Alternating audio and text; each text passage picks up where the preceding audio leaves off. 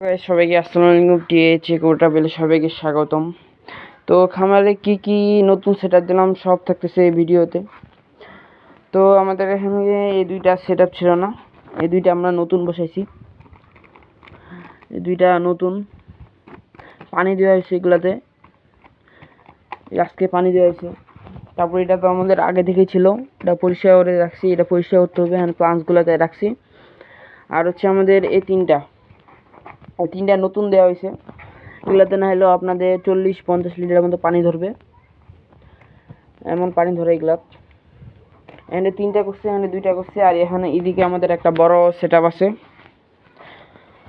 এই যে সবচেয়ে বড়, এখানে নাইলেও 120-130 লিটার পানি ধরবে। এতটা যদি আমরা রাখি অনেক পানি ধরবে এটাতে। এখানে আমরা পানি রিজার্ভ করে দেবো গাপ্পির জন্য। তো এখানে তো আমাদের অনেক কিছু আছে।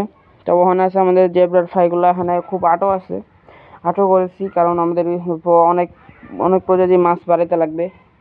তারপর হচ্ছে এদিকে আমাদের এখানে জেব্রার মেলগুলো আছে, ওদিকে ফিমেলগুলো আলাদা করে রাখছি। আর এখানে আমাদের সেলভেনিয়া আছে কিছু, সেলভেনিয়ার নিচে কিছু মাছও আছে, বা মাছের বাচ্চা।